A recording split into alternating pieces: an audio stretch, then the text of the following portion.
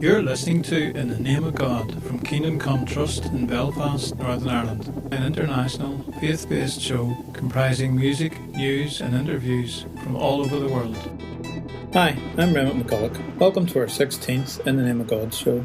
We have music for you today from both San Francisco and LA, California, and Missouri, USA. And we continue with part 2 of our interview with Dr. Kiran Martin from Delhi, India. We also have our usual faith-based news feature, Bread News International. Thanks to all of you who email us with very encouraging responses to our show. We really appreciate them.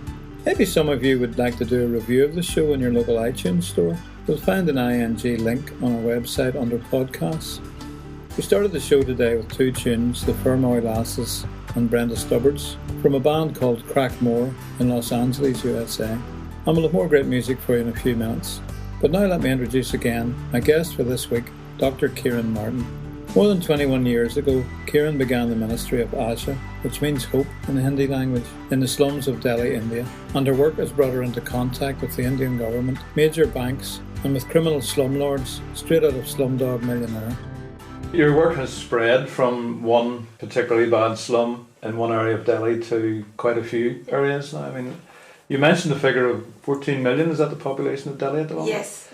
Which is almost 10 times Northern Ireland's population. It's hard to imagine for us here. Yes. And then what proportion of that would be living in the slums? I mean, how many people would be living in the slums in Delhi? So that's about 4 million. 4 million people. Yes, so that's about 30 to 35% population. So the population of the Republic of Ireland are all living in slum condition in Delhi, in one city? I would say that would be right. And how have things changed? 21 years now ASHA has been ministering? Yes. And you're responsible for some phenomenal figure of...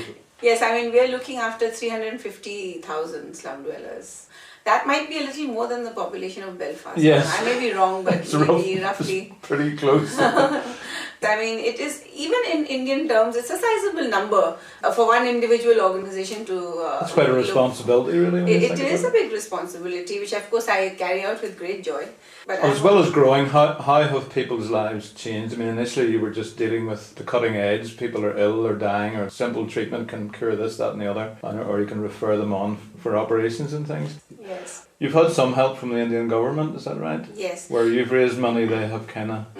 Yes. At least equaled it, or... The whole idea was to completely transform the living conditions of slum dwellers and not just offer them a palliative. Because palliatives don't really help people come out of their poverty. In fact, they make them even more resigned to their fate. And mentally, it makes them even more apathetic.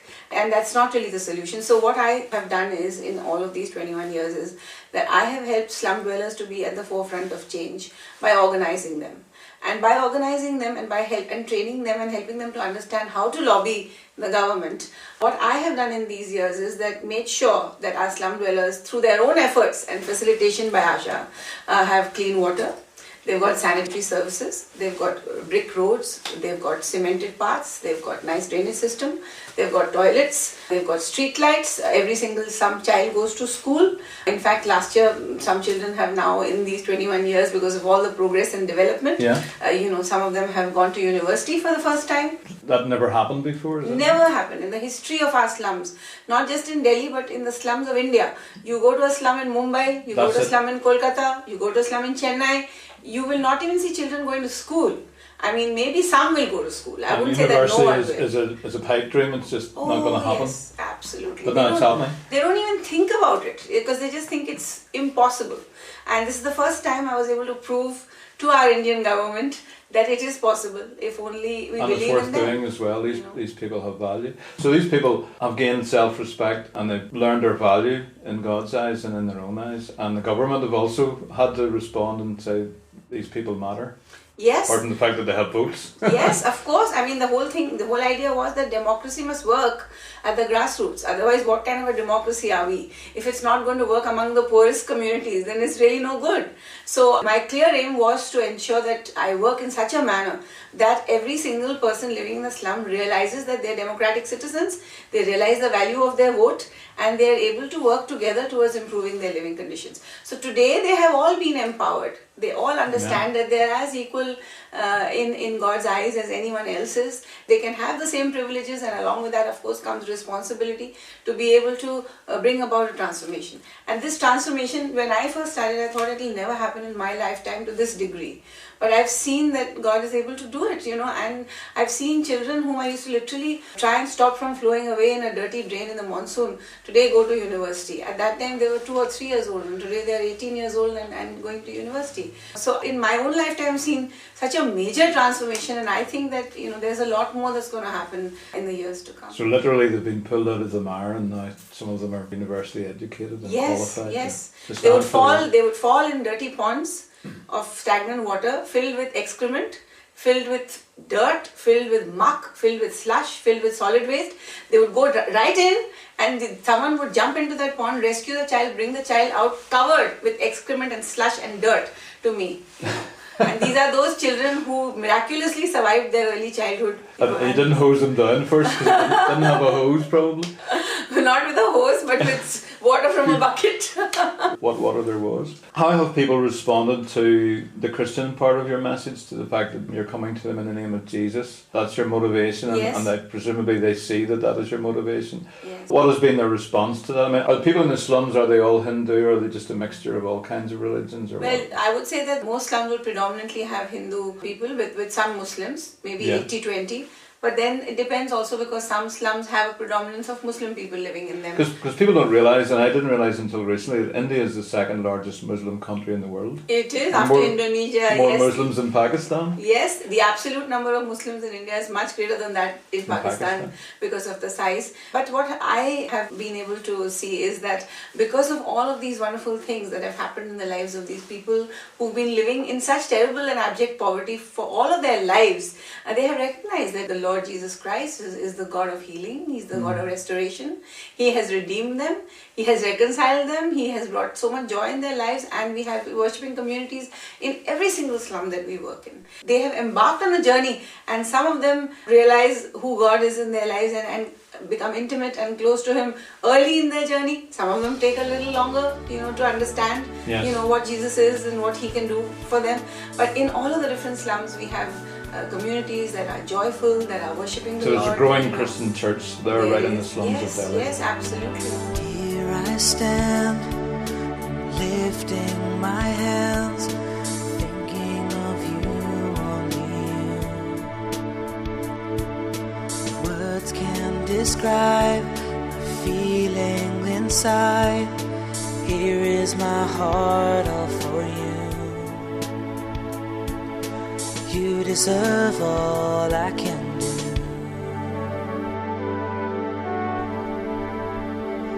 You are awesome in this place, in your glory and your grace, in the way that you cry to bring joy to your bride, and the way that you shape my face, my life.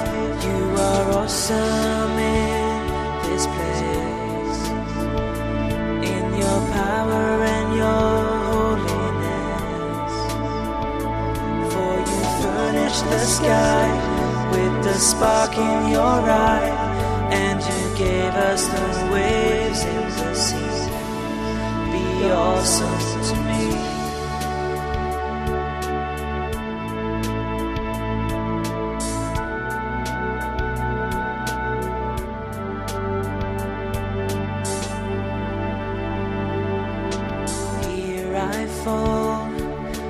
Giving my all, humble and ready for you.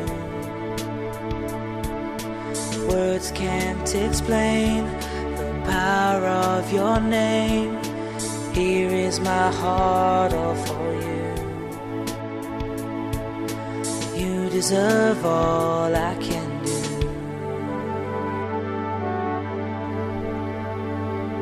You are awesome in this place, in your glory and your grace, in the way that you cry to bring joy to your bride, and the way that you shape my face, my life.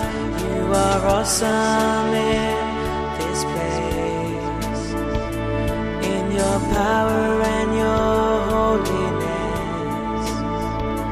For you furnish the sky with the spark in your eye, and you gave us the waves in the sea. Be awesome to me.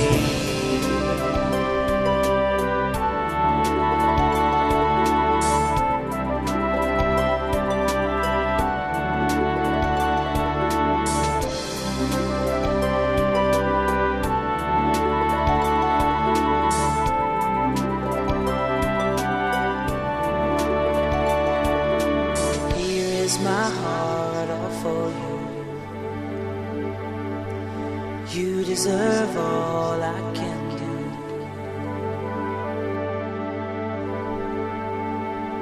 You are awesome in this place, in your glory and your grace, in the way that you cry to bring joy to your bride, and the way that you shape my face, my life.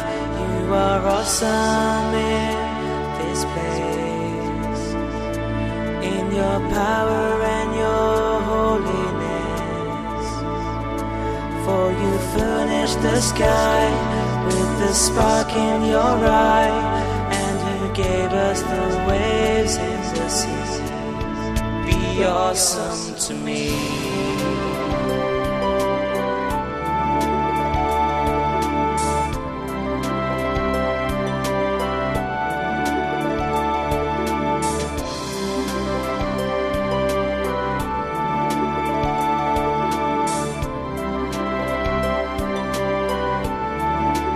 A beautiful worship song that from Danny and Seth Jeffery in Missouri, USA, and awesome in this place. Red News International. In this bulletin, genetic testing raises an age-old question: are the Jews a people or a religion? And Egyptian couple shot by Muslim extremists undaunted in ministry.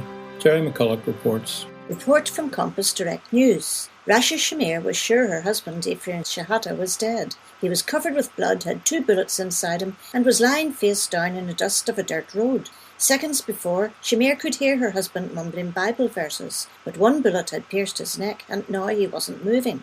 In a blind terror, Shamir tried desperately to stop her panicked breathing, and convincingly lie still, hoping the gunmen would go away. Finally, the gunfire stopped, and one of the men spoke. "Let's go, they're dead." On February the 27th, lay pastor Shahata and his wife Samir were ambushed on a desolate street by a group of Islamic gunmen outside the village of Telita in Upper Egypt. One of the attackers pushed him off his motorcycle and told him he was going to teach him a lesson about running around or being an active Christian. The attack was meant to break the hearts of the Christians in the area, Shamir said. Both survived the attack, but Shahata is still in the midst of a difficult recovery. The shooters have since been arrested and are in jail awaiting trial, which cannot begin until Shahata has recovered enough to attend court proceedings. Despite this trauma, being left with debilitating injuries, almost $15,000 in medical bills, and possible long-term unemployment, Shahata is willing to drop all criminal charges against his attackers and avoid what could be a very embarrassing trial for the nation if the government will stop blocking Shahata from constructing a church building. Because of his ministry, the 34-year-old Shahata, a Coptic Orthodox Christian, was arguably the most visible Christian in his community. When he wasn't working as a lab technician or attending legal classes at local college, he was going door to door among Christians to encourage them in any way he could. He also ran a community centre and medical clinic out of a converted 2-bedroom apartment. His main goal, he said, was to help Christians be strong in their faith. Report from the New York Post. 2 new genome studies of Jews worldwide prove that the Jewish people are indeed a people after all. The first study by researchers at New York's Albert Einstein College of Medicine of Yeshiva University found that Jews across the globe share distinct genetic traits that are different from other groups and that trace back to the ancient Middle East. Researchers say the study, published in the American Journal of Human Genetics, puts to rest age-old questions about whether Jews are a group of unrelated people who share a religious ideology, or a distinct ethnicity with common ancestry? The debate is over, said Dr. Edward R. Burns, one of the lead authors of the study. The Jewish people are one people, with a common genetic thread that evolved in the 2nd or 3rd century BC. The study, Abraham's Children in the Genome Era, compared the genetic analyses of 237 Jews, including Sephardic, Middle Eastern, and Ashkenazi, Eastern European Jews, as well as an analysis of 418 non-Jews worldwide, and found that the Jews were more closely related to each other than to their fellow countrymen. Past studies have reached similar conclusions, but for this inquiry, researchers conducted a genome-wide analysis of the major groups of the Jewish diaspora: Ashkenazi Jews, Italian, Greek and Turkish Sephardic Jews, and Iranian, Iraqi and Syrian Jews. The study, and a second study in the journal Nature, scientifically undermine arguments challenging the Jews' historical relationship to Israel. More information on these and other Bread News stories at kingdomcome.org.uk/news. Now let's hear some more from Kiran about the impact of her work in Delhi and beyond. Are ASHA involved in any other cities yet, or is Delhi your main? Well, we decided Listen that we wanted to create a model that will be able to demonstrate how urban poverty can be alleviated completely and show a very high level of impact. So we decided we would stay in Delhi. But our model has been replicated by government as well as other non-governmental organizations, not just in India but all over the world. So you're setting an example and others are following? That's what we thought we would do, because the thing is that we've been able to demonstrate a very, very high level of impact.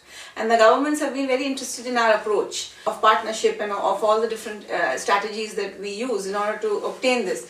And so the government has replicated the housing program that we did in collaboration with them, our healthcare program, the bank loans. All of these different aspects of slum development work have been replicated by the government in other slums in Delhi as well as in India. On other countries, did you say, have been interested as well? Oh yes, I've been able to present the ASHA model of slum development to the British Parliament. I have presented it to the Irish government. I have presented it to the New Zealand Parliament. I presented it to the US House of Representatives. Because we have poverty everywhere, do we not? And yes. Even if it's a developed country. And the principles are much the same in terms of helping people to get their dignity back, helping people to get organized and realize that they have to work hard to get themselves out of their situation, and they cannot just sit there and wait for doles or for someone to come and just rescue them for it to happen magically. It's not going to ever happen like that. And sometimes it's even more ignored because we don't expect it in the West. Yes, I would say that would be right. How important has financial or people coming from the West, either giving their money or giving their time to come and volunteer or come and visit, how important has that been? Oh, it's been very important. In fact, I would say that if we hadn't had that support,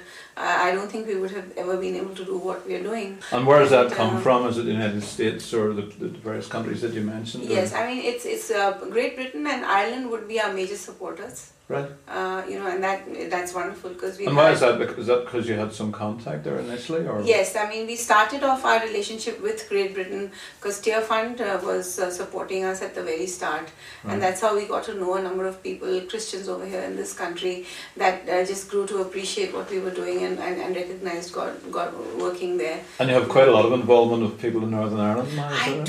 I do. It's been such an exciting journey. Ballymena, Belfast. Yeah. So many parts of Northern Ireland, and we've had churches, we've had so many groups come out to us in ASHA over the last many years. We must have had hundreds of people from your country come out to volunteer for ASHA. What do they do when they're out there? You throw them into the coal face in the deep end? Well, hopefully not the deep end. They do a wonderful job when they come because, they just throw themselves into the situation. They might paint a lovely mural on one of our walls in the children's rooms. They might brighten up the whole place. They might do some building work, like build a playground. So they're doing practical things? A lot of practical things, and then gives them a chance to understand the ASHA model, how the model is working. It gives them a chance to just see how people who are living in some of the poorest parts of the world are actually able to bring themselves out of their poverty. It also gives them a chance to worship with them because, we are all ultimately God's children in His kingdom. There are a whole lot of different things that they do, and it's impactful for everyone. Even our slum people, of course, get blessed by their presence. But every single one of us that has spent some time in the slums, including my own self, have always gone back changed and much, much richer for that experience. More appreciative of what we do have and what God has blessed us with. Yes, yes. And also just the sense of community. The people there, they're so warm, they're so welcoming. They're modelling their lives after the gospel. What about language? People coming from here probably don't speak any Indian language. Well, no, English is the common language in India, but I presume in slum areas English isn't that common. Yes, it isn't at all. I mean, most slum dwellers wouldn't be able to speak English. We have had an English literacy program at ASHA that's been going on for a number of years. So some people would speak English. So there's a lot of children in particular who are growing up and now going to university and so on that are speaking English. It may not be perfect, but it's enough for somebody from here to be able to communicate with them. And then there are, of course, so many other ways of communicating that may not necessarily be based on the language that you speak. True. And it works really, really well. We have translators as well, a lot of the ASHA staff translate. You would welcome people to come and pay a visit and volunteer and experience what's happening there?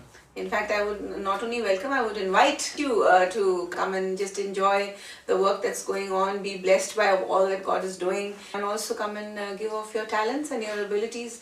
Because the thing is, ASHA works in so many different areas. There's healthcare, the environment, women's rights, child advocacy, finance, there's banking, education. So it's such a wide range of different interventions. Everybody can slot in somewhere. Somebody can slot in somewhere, that's the whole advantage of people coming. Well, Kiran, I really thank you for your time, and it's been very interesting talking to you. I am standing on the edge of the water, and I am watching the wild birds fill the sky, and I am longing to be lifted up among them. I am not dying, I'm getting ready to fly.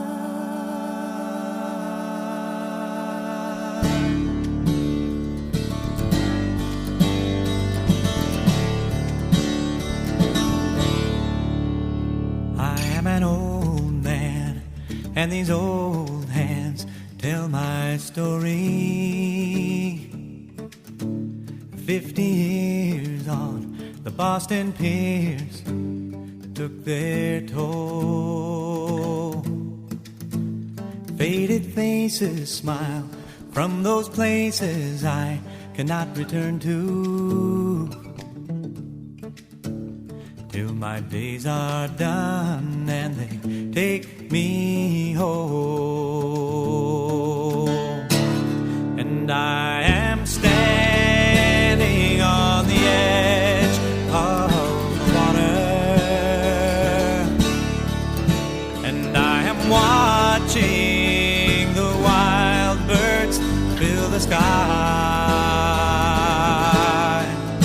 and I am longing to be lifted up among them. I am not dying, I'm getting ready to fly.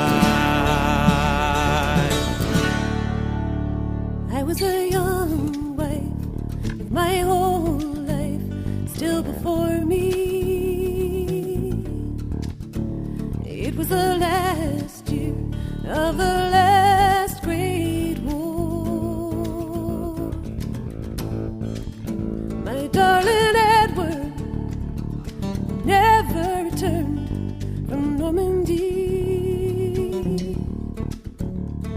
but soon I will see my Edward once more.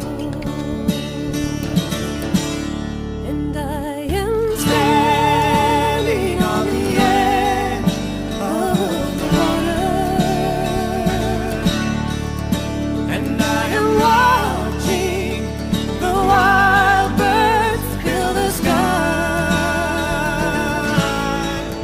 and I am longing to be lifted up among them. I am not dying, I'm getting ready to fly. My memory is fading like an ember, but I remember a promise I once made. I said, dear Father, I'll be faithful forever. And as he draws near me, he can hear me pray. I am standing on the edge of the water, and I am watching the wild birds fill the sky.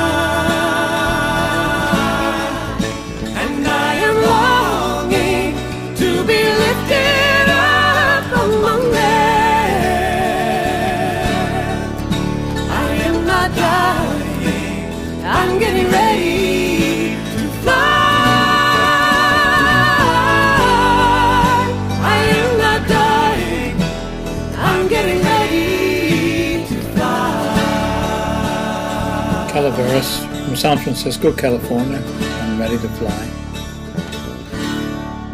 You've been listening to In the Name of God from Kingdom Come Trust in Belfast, Northern Ireland. If you would like to contribute to this ministry, go to the partner page under radio on the Kingdom Come Trust website.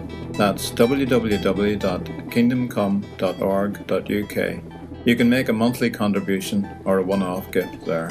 Join us again next week for more music, news, and the story of one man who has struggled with homosexuality and overcome. Slán agus Bye and God bless.